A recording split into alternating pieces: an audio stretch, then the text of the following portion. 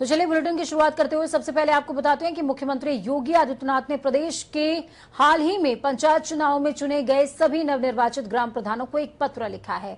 इस पत्र में सीएम योगी ने संक्रामक बीमारियों से बचाव के लिए साफ सफाई, कोरोना टीकाकरण के लिए जागरूकता अभियान चलाए जाने के साथ ही पौधारोपण में भागीदारी का आग्रह किया है। सीएम योगी ने पत्र में लिखा कि प्रदेश सरकार ने प्रधानमंत्री नरेंद्र मोदी के कुशल नेतृत्व में कोरोना को नियंत्रित करने में उल्लेखित सफलता हासिल की है। इस काम में ग्राम प्रधानों में गठित निगरानी समितियों की भी अहम भूमिका रही। उन्होंने कहा, विशेषज्ञों के अनुसार कोरोना की तीसरी संभावित लहर से पहले हमें अपने टीकाकरण अभियान की गति को और तेज करने की जरूरत है। साथ ही आने वाले समय में अन्य संक्रामक बीमारियों से भी जन सामान्य को, खासतौर पर बच्चों को सुरक्षित रखना है। तो वहीं दूसरी तरफ मिर्जापुर में उप मुख्यमंत्री केशव प्रसाद मौर्य ने जीआईसी के मैदान में कई परियोजनाओं का शिलान्यास और लोकार्पण किया है। आपको बता दें, डिप्टी सीएम पहले मां विंध्यवासिनी के दर्शन करने वाले थे, लेकिन 12 बजे कपाट बंद होने के कारण दर्शन नहीं हो सके। तो वहीं लोगों में डिप्टी सीएम के कार्यक्रम को लेकर उत्साह नहीं देखा गया। कार्यक्रम के बाद डिप्टी सीएम केशव प्रसाद मौर्य ने पत्रकारों से बातचीत भी की, जिस दौरान उन्होंने जनसंख्या नियंत्रण कानून को लेकर कहा कि इस पर सरकार गंभीरता से सोच रही है और साथ ही सीएम योगी आदित्यनाथ से अपने संबंध के बारे में भी बात की। केंद्र और प्रदेश की सरकार का खजाना उत्तर प्रदेश के गांव गरीब किसान के लिए, सड़कों के लिए, बिजली के लिए, पानी के लिए, सबके लिए खुला हुआ है और आगे भी खुला रहेगा। सरकार बहुत गंभीरता से विचार कर रही है और जो भी प्रदेश के, देश के हित में होगा हर वह कदम उठाया जाएगा। न तुष्टीकरण की राजनीति होगी, धर्मांतरण गुमराह करके करेगा, लालच दे करके करेगा, विदेशी पैसा लेकर के करेगा, तो उसके लिए यहाँ चलते रहे कठोर कार्रवाई। संबंध है माता विंध्यवासिनी मैया के आशीर्वाद से। भारतीय जनता पार्टी में शामिल हुए पूर्व मंत्री जितिन प्रसाद पहली बार अपने गृह जनपद हरदोई पहुंचे, जहां उनका भाजपा विधायक रामकुमार अग्रवाल के समर्थकों ने भव्य स्वागत किया। इस दौरान जितिन प्रसाद ने कहा, भारतीय जनता पार्टी प्रधानमंत्री नरेंद्र मोदी के नेतृत्व में देश को सशक्त स्थान दिला रही है और दिलाएगी। इस दौरान जितिन ने विपक्षी दलों पर भी निशाना साधा। उन्होंने कहा, क्षेत्रीय दल देश का भला नहीं कर सकते।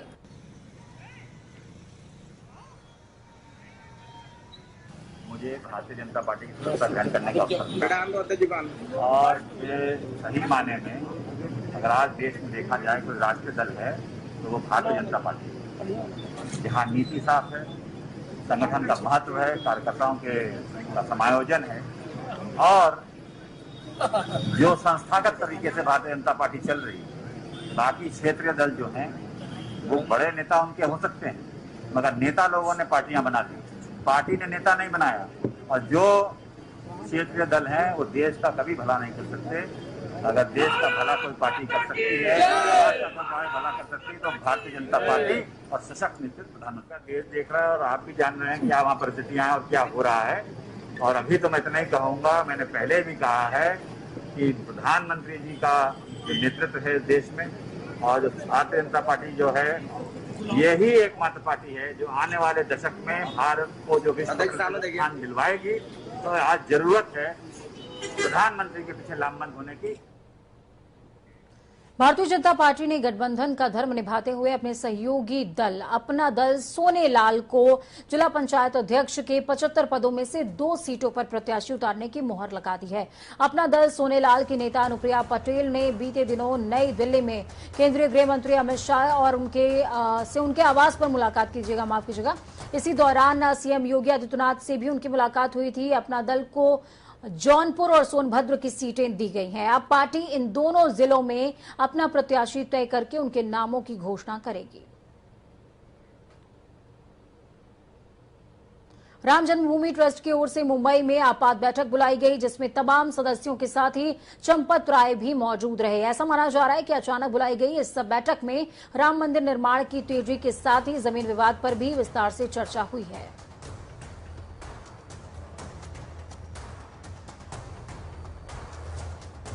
तो बड़ा मसला था ये।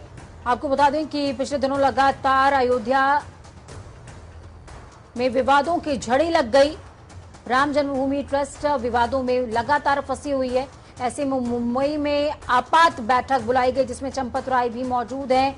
संभवतः ये जानकारी मिल रही है कि चंपत राय से जमीन विवाद के मसले पर विस्तार से पूछताछ भी हो सकती है और वो अपनी बात रख भी सकते हैं पटल पर। तो वहीं धर्मांतरण के मामले में उमर गौतम और जहांगीर से एटीएस की पूछताछ में लगातार एक के बाद एक कई बड़े खुलासे हो रहे हैं। अब ये बात सामने आई है कि जहांगीर गरीबों को 2000 रुपए का लालच देकर उनका धर्म परिवर्तित कराता था। तो वहीं बात यह भी सामने आई है कि उमर गौतम लखनऊ से संचालित हो रही संस्थान Al Hasan education and welfare foundation का पदाधिकारी भी है, जहां 10वीं तक सीबीएसई बोर्ड के इस स्कूल में लगभग 500 बच्चों को निःशुल्क शिक्षा देने का भी दावा किया जा रहा है। इसके अलावा हरदोई के रसूलपुर इलाके में भी एक गर्ल्स स्कूल चल रहा है। वहीं इस कड़ी में जिला पुलिस ने लोकल इंटेलिजेंस यूनिट की रिपोर्ट एटीएस को सौंप दी है। इसमें उमर के 6 भाइयों के परिवार सहित करीबन 70 लोगों की सूची है। इनमें 5 से 6 नाम सफेद पोशों के भी बताए जा रहे हैं।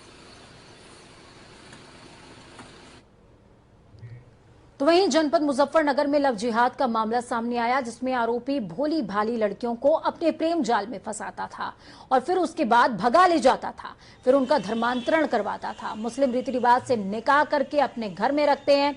जनपद के थाना खतौली कोतवाली में उस समय हिंदूवादी संगठनों के लोगों और महिलाओं ने हंगामा शुरू कर दिया जब सूचना मिली कि जनपद हमीरपुर से बहला फुसलाकर लाई गई 2 युवतियां कस्बा खतौली में मुस्लिम परिवार में कैद हैं, जिसके बाद पुलिस ने छापेमारी कार्रवाई करते हुए दोनों महिलाओं को बरामद किया है।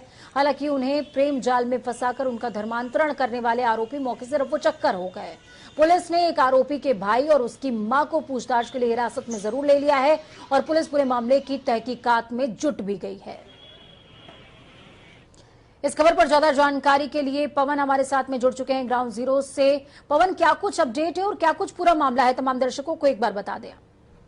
जी पूजा, मैं आपको बता दूं, कल खतौली थाना क्षेत्र कस्बा खतौली का मामला था, जहां जो वार्ड मेंबर हैं उन्हें एक जानकारी मिली थी कि एक कोई मुस्लिम लड़का हिंदू लड़की के कागज बनवाना चाह रहा है।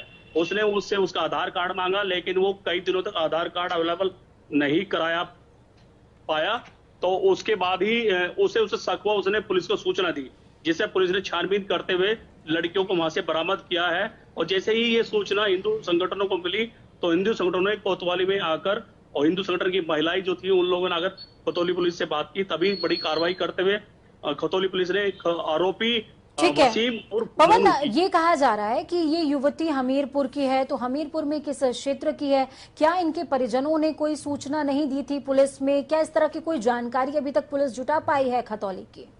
जी पूजा, मैं आपको बता दूं, ये हमीरपुर जनपद के राट क्षेत्र की दोनों लड़कियां थी और वहां पर दोनों लड़कियों की गुमशुदगी की रिपोर्ट भी लिखी हुई है, मुकदमा दर्ज है। आज हमीरपुर पुलिस मुजफ्फरनगर पहुंची है और दोनों लड़कियों को अपनी सुपुर्दगी में लेकर वापिस हमीरपुर के लिए निकलेगी। लेकिन मैं आपको बता दूं पूजा, इस जैसे ही ये सूचना हिंदू संगठनों को मिली तो हिंदू संगठनों ने जो शहर काजी थे, जिन्होंने ये क्या नाम इनका कागज बनाए थे धर्मांतरण के, उनके खिलाफ भी एक तहरीर लेकर खतौली थाने में घेराव किया गया है। उनसे बात की गई है कि अगर 2 दिन के अंदर इन लोगों के ऊपर मुकदमा दर्ज नहीं होता, जो गवाह थे मेरठ निवासी 2 गवाह हैं, उनके ऊपर अगर मुकदमा नहीं होता, शहर काजी के ऊपर अगर मुकदमा नहीं होता खतौली के, तो 2 दिन बाद यहाँ धरना प्रदर्शन शुरू किया जाएगा। और हमीरपुर की पुलिस उन दोनों लड़कियों को लेकर हमीरपुर के लिए निकल चुकी है यहाँ से। पूजा, चलिए, बहुत बहुत शुक्रिया पवन हमारे साथ जुड़ने के लिए, हम जानकारी ग्राउंड जीरो से साझा करने के लिए। खबरों में आगे बढ़ते हैं और बताते हैं आपको, लखनऊ में आज समाजवादी पार्टी के कार्यालय पर अखिलेश यादव के तमाम कार्यकर्ता जुटे, जिसमें पंचायत चुनावों को लेकर विस्तार से चर्चा की गई है। साथ ही जिला पंचायत अध्यक्ष पद के लिए बीजेपी की लिस्ट जारी होने के बाद सपा ने जौनपुर जिले की सीट को लेकर के भी चर्चा की और 2022 विधानसभा चुनाव में मजबूती से धरातल पर उतरने के दिशा निर्देश भी दिए हैं। इस दौरान अखिलेश यादव ने इस बैठक में जिला अध्यक्ष, ब्लॉक प्रमुख सहित पश्चिमी जिले के नेता भी शामिल हुए हैं। इस खबर पर ज्यादा जानकारी के लिए अनिल के अंकुर हमारे साथ सीधा जुड़ चुके हैं ग्राउंड जीरो से। अनिल जी, जिस तरीके की तस्वीरें लगातार सामने आ रही है, इसमें अखिलेश यादव हमलावर भी हैं सत्ता पक्ष पे और दूसरी तरफ माइक्रो मैनेजमेंट का भी परिचय दे रहे हैं। आज मीटिंग थी, मीटिंग में ठीक वही देखने को मिला। इन्होंने जोन में बांट दिया है, क्षेत्रों को जोन में बांटने के बाद नाम मंगाए जा रहे हैं। ग्राउंड जीरो पर किस तरीके से काम किया जाए, तमाम जो कैडर है, कैडर बेस्ड काम करने की कोशिश हो रही है। एक बार देखिए पूजा, सबसे बड़ी बात थी कि जो समाजवादी पार्टी के अध्यक्ष अखिलेश यादव पर ये बात कही जा रही थी कि वो घर में बैठ के काम करना चाहते हैं, फील्ड पे नहीं आ रहे हैं, लेकिन अब उस मिथ्या को उन्होंने तोड़ दिया है। अब लगातार तबातोड़ बैठक तो शुरू हो गई है। जिस तरीके से चुनावी माहौल बन रहा है, वहां वैसे वैसे यहाँ पे सरगर्मियां बढ़ती जा रही है। लगातार उनकी बैठकें चल रही है, कल भी बैठक थी, परसों बैठक थी, आज भी उनकी बैठक चली। आज उन्होंने पूर्व विधायक और मौजूदा विधायक, सांसद और उनके जमाने में रहे मंत्री, उन सबके साथ बैठक की। इसमें तमाम मुद्दों में बात हुई। सबसे बड़ा मुद्दा यह था कि पिछले 2016 के चुनाव में अगर समाजवादी पार्टी के 60 जिला पंचायत अध्यक्ष जीते थे, 74 में से 60 जिला पंचायत अध्यक्ष समाजवादी पार्टी जीते, जिसमें 38 निर्विरोध जीते थे और उसमें 23 महिलाएं जीती थी। यही स्थिति इस बार भी कायम रखी जाए, इसके लिए उन्होंने लगातार प्रयास जारी है। आज की बैठक में यह भी कहा गया कि यही एक जरिया होगा जिसके जरिए हम कैमरा में दिखाऊंगा कि क्या जरिया है। इसी जरिए चलिए, जो आप देख रहे हैं सामने कि समाजवादी पार्टी कार्यालय में साइकिल का चिन्ह बना हुआ है, उसमें लिखा हुआ 22 में 22 किल। तो इनका जो जरिया है, ये जिला पंचायत अध्यक्ष, जो ग्राम पंचायत अध्यक्ष के जरिए वो 22 विधानसभा के जो 2022 में चुनाव होने हैं, उसको पूरी तरह से देखे चल रहे हैं। जी पूजा, बहुत बहुत शुक्रिया हमारे साथ जुड़ने के लिए, अहम जानकारी साझा करने के लिए। तो ग्राउंड जीरो से हमारे साथ में ब्यूरो चीफ जुड़े, जिन्होंने साफ तौर पर बताया कि 22 में 22 कल। जी हां, ये अखिलेश यादव का नारा है और पुख्ता माइक्रो मैनेजमेंट का परिचय भी छोटे छोटे जोन से लोगों को बुलाया गया है और साथ में किस तरीके से जिला पंचायत अध्यक्ष के चुनावों पर फतेह हासिल की जाए, इस पर रणनीति भी बन रही है। खबरों में आगे बढ़ेंगे। रायबरेली के लालगंज थाना क्षेत्र के सेमरपहा गांव से एक युवक के अपना धर्म छिपाकर युवती से शादी करने का एक मामला सामने आया। आज इसको लेकर युवती के परिजनों ने पुलिस स्टेशन में युवक के खिलाफ शिकायत दर्ज कराई है। बताया यह भी जा रहा है कि एक मुस्लिम युवक ने खुद को हिंदू बताकर युवती से प्रेम विवाह किया था। शादी के कुछ ही दिनों बाद युवक लड़की पर दहेज के लिए दबाव बनाने लगा। विवाद होने पर युवक के धर्म का खुलासा हुआ, जिसके बाद परिजनों ने पुलिस स्टेशन में शिकायत की है। तो वहीं पुलिस ने कार्रवाई करते हुए आरोपित युवक को गिरफ्तार कर लिया। क्या नाम? थाना लालगंज पर एक महिला द्वारा यह तहरीर दी गई कि वह एक विधवा है और मोहम्मद गब्बर नाम के व्यक्ति ने खुद अपना नाम बउआ लोध बताते हुए उससे शादी की। शादी के कुछ दिन बाद उसके गहने बेच दिए और उससे मारपीट करने लगा। इस तहरीर पर लालगंज थाने में अभियोग पंजीकृत कर आरोपी को गिरफ्तार कर लिया गया है।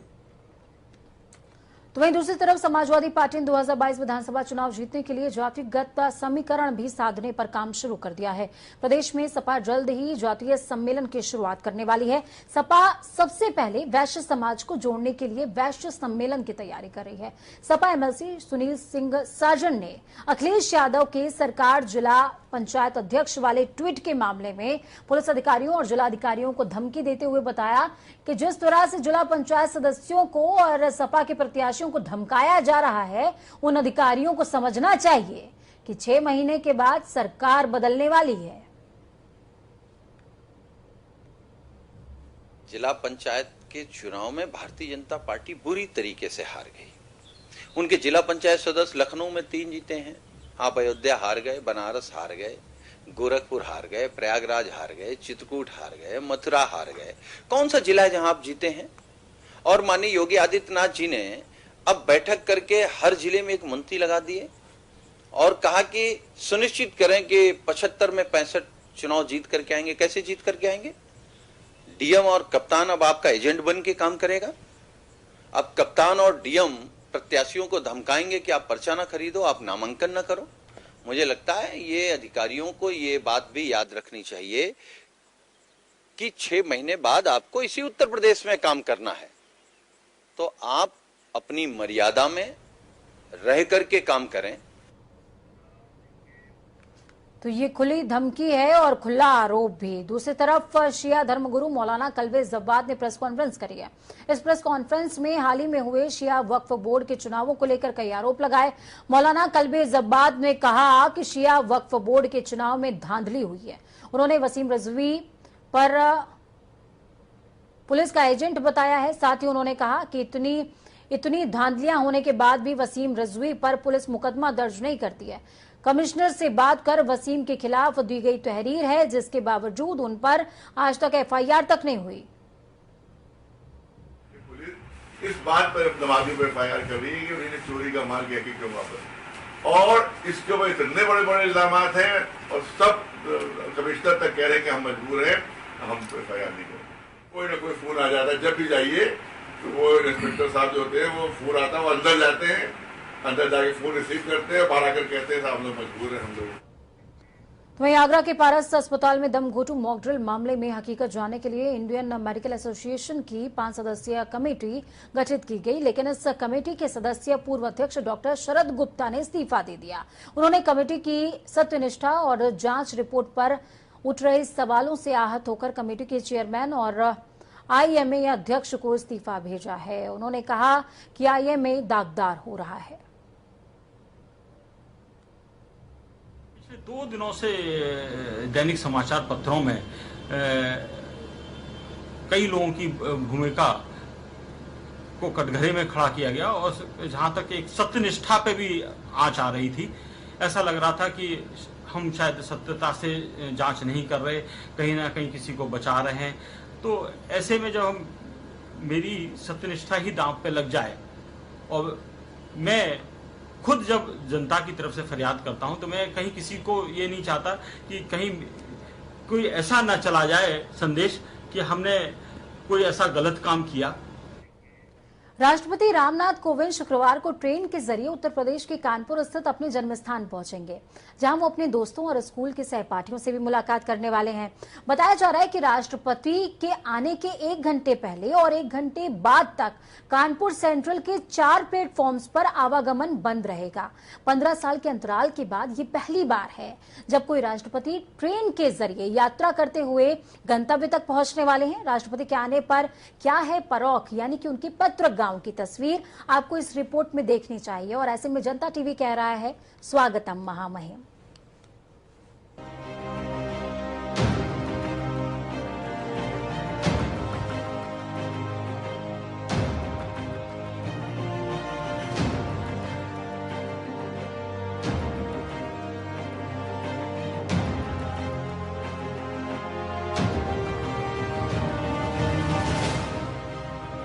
कहते हैं अधिकारियों पर जब शासन की लाठी चलने को आमादा होती है तो सूबे की नब्ज में विकास तेजी से दौड़ने लगता है। ऐसे ही क्षेत्र की नसों में विकास दौड़ा है। इस बार देहातपुर के परोख गांव में यहां पूरे 5 साल का विकास महज 10 दिनों में हो गया।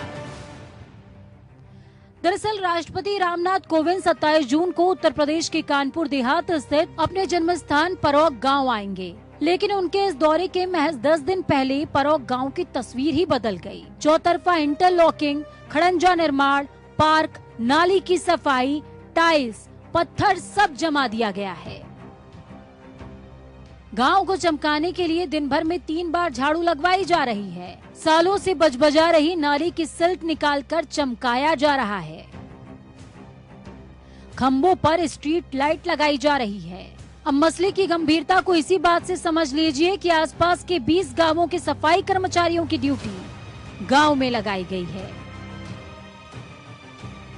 4 गुना ज्यादा मजदूर लगकर 24 घंटे में 2 शिफ्ट में काम कर रहे हैं। रेलवे स्टेशन की मरम्मत के साथ ही रंगाई, पुताई, पंखे, ट्यूबलाइट सहित एक-एक चीज का पूरा ख्याल रखा जा रहा है। राष्ट्रपति के आगमन के लिए ट्रेन रूट को बिल्कुल ग्रीन कॉरिडोर की तरह बनाया गया है, जहां सभी ट्रेनों का आवागमन या तो रोक दिया गया है या तब्दील कर दिया गया है। सभी व्यवस्थाओं को सुव्यवस्थित करने के लिए अधिकारियों ने गांव में डेरा जमा लिया है। राष्ट्रपति रामनाथ कोविंद राष्ट्रपति बनने के बाद पहली बार अपने जन्मस्थान गांव परोख आ रहे हैं। राष्ट्रपति के हेलीकॉप्टर लैंड कराने के लिए हेलीपैड तैयार किया जा रहा है। उनका स्वागत करने के लिए प्रोटोकॉल के तहत देश के लोकतंत्र की सबसे छोटी इकाई ग्राम पंचायतों के 9 प्रधान मौजूद रहेंगे। तो वहीं तैयारियों में तेजी लाने और जायजा लेने के लिए आला अधिकारी लगातार दौरे और बैठकें कर रहे हैं। महामहिम महोदय कानपुर देहात जनपद में 27 तारीख में रहेंगे, उसी क्रम में परौख और कुखराया कस्बे में उनके कार्यक्रम है। इसी सिलसिले में आज मैं और कप्तान साहब हमारे सभी अधिकारीगण आए थे भ्रमण करने के लिए, जहाँ जहाँ महामहिम महोदय के कार्यक्रम संभावित हैं, प्रस्तावित हैं, वहाँ की तैयारियों का आकलन करने के लिए इसी दृष्टिकोण से हम लोग यहाँ पर आए। वहीं कानपुर देहात निवासी सतीश मिश्रा को जैसे ही राष्ट्रपति के आने की जानकारी मिली, उनकी खुशी का कोई ठिकाना न रहा। और खुशी हो भी क्यों ना, उनके 30 साल पुराने मित्र से मुलाकात जो होगी। बहुत बड़ी बात होती है कि इस पोस्ट पे पहुंचने के बाद भी आदमी अपने पुराने लोगों को, अपने पुराने साथियों को, जिनसे उनका अगाध स्नेह और प्रेम रहा, वो नहीं भूले। ये एक बहुत बड़ी बात होती है, एक बहुत बड़ी सहृदयता होती है।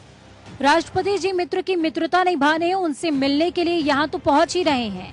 साथ ही गांव के लोगों में भी काफी उत्साह और खुशी देखी जा रही है। खुशी लाजमी भी है, आखिर 5 साल का विकास 10 दिन में जो हो गया, गांव का सूरत हाल जो बदल गया। जनता टीवी के लिए कानपुर देहात से गौरव शुक्ला और डेस्क से विशाल त्रिपाठी की रिपोर्ट। तो ये तेजी ये तो बताती है कि काम हो सकता है, बस नीयत होनी चाहिए। नीयत नहीं होती, इसीलिए विकास नहीं होता। देखिए कानपुर देहात में किस तरीके से नसों में विकास दौड़ रहा है, कितनी तेजी से। वक्त छोटे से ब्रेक का, ब्रेक के उस पार खबरों का सफर लगातार जारी है। बने रहिए जनता टीवी के साथ, क्योंकि हमें आपकी ताकत, अपना और अपनों का बहुत ज्यादा ख्याल रखिए।